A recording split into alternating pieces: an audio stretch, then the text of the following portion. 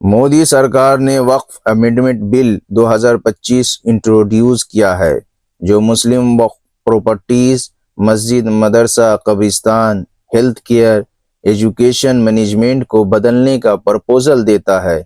इस बिल के तहत गवर्नमेंट मेंबर भी वक्फ बोर्ड और सेंट्रल वक्फ काउंसिल का हिस्सा बन सकते हैं।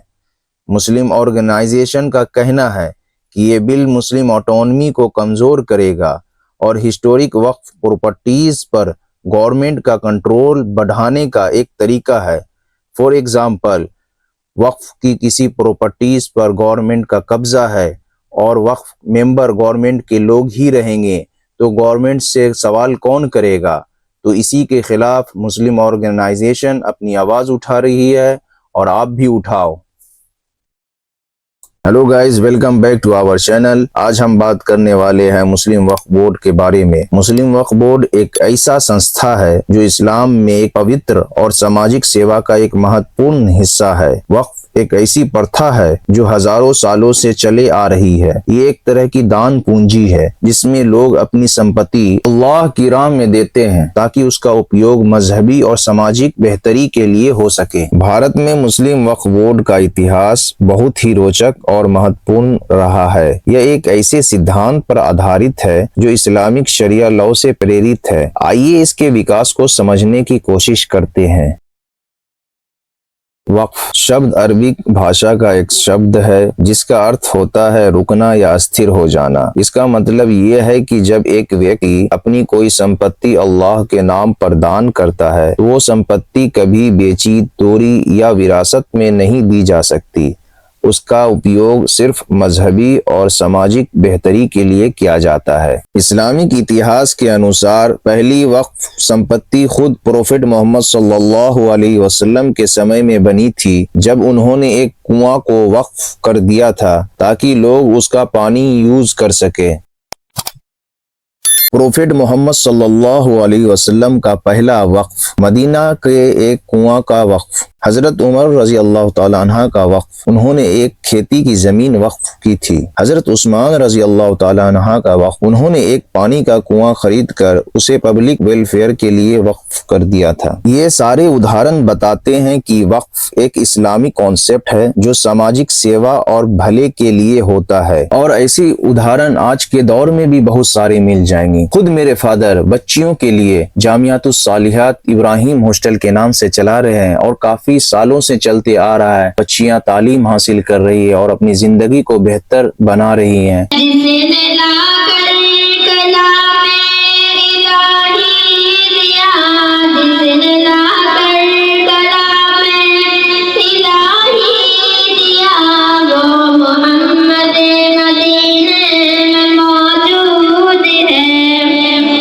और आप लोग ऐसे इदारा को, ऐसे संस्था को सपोर्ट कीजिए ताकि बच्ची अपने तालीम को हासिल करे, ताकि समाज का इन्वायरमेंट सही हो। भारत एक ऐसा देश है जिसमें हजारों सालों से इस्लाम का प्रभाव रहा है। मुगल काल से लेकर ब्रिटिश रूल तक मुस्लिम समाज में वक्फ एक बहुत बड़ा अमल रहा है। जब ब्रिटिश रूल आया तब वक्फ की संपत्ति पर बहुत से कानूनी सवाल उठने लगे। अंग्रेजों ने वक्फ की संपत्ति पर नजर रखी और उसका गलत उपयोग करने की कोशिश की। उस समय वक्फ के मैनेजमेंट में कई समस्या आई, जैसे वक्फ प्रॉपर्टीज का गलत उपयोग करना, वक्फ की जमीन पर कब्जा करना, कोई प्रॉपर रिकॉर्ड सिस्टम नहीं था। ब्रिटिश गवर्नमेंट ने 1913 में मुसलमान वक्फ वैलिडेटिंग एक्ट पास किया, जिसमें वक्फ की संपत्ति को लीगल सुरक्षा दी गई। यह एक महत्वपूर्ण कदम था जो वक्फ की संपत्ति को कानूनी रूप से सुरक्षित करता था। 1947 के बाद भारत में वक्फ प्रॉपर्टीज का रीऑर्गेनाइजेशन किया गया। 1954 में द वक्फ एक्ट पास हुआ जो वक्फ प्रॉपर्टीज को संगठित ढंग से प्रबंधित करने का एक कोशिश था। 1995 में एक नया वक्फ एक्ट लाया गया जिसमें एक सेंट्रल वक्फ काउंसिल की स्थापना की गई जो पूरे देश के वक्फ बोर्ड्स को मॉनिटर करती है।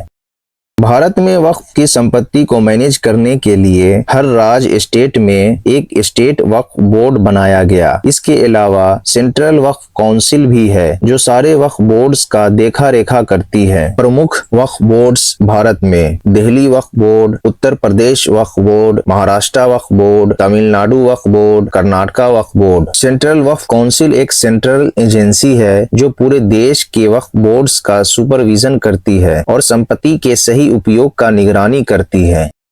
मुस्लिम वक्फ बोर्ड की मुख्य जिम्मेदारियां कुछ इस प्रकार है। मस्जिद, मदरसा, हेल्थ केयर, एजुकेशन का इंतजाम करना, वक्फ की संपत्ति का रिकॉर्ड मेंटेन करना, इल्लीगल कब्जा और घूसखोरी रोकना, मजहब और समाज के बेहतरी के लिए काम करना। मुस्लिम वक्फ बोर्ड के सामने आज भी कई समस्याएं हैं। कुछ मुख्य समस्याएं: इल्लीगल इनक्रोचमेंट, अनाधिकारिक कब्जा, करप्शन, भ्रष्टाचार और मैनेजमेंट की कमी। वक्फ की संपत्ति का प्रॉपर उपयोग नहीं हो रहा। सरकार और वक्फ बोर्ड के बीच अच्छी तालमेल की कमी। लेकिन अगर इसको सही ढंग से इंतजाम किया जाए तो मुस्लिम समाज के विकास के लिए एक बड़ा कदम बन सकता है। मुस्लिम वक्फ बोर्ड एक बहुत बड़ा संस्था है जो मजहबी और सामाजिक बेहतरी के लिए काम करती है। आज भी अगर इस बोर्ड का सही उपयोग हो तो मुस्लिम समाज का शिक्षा, स्वास्थ्य और आर्थिक सुधार हो सकता है। और इस पे हमारे उलमाए किराम क्या कहते हैं?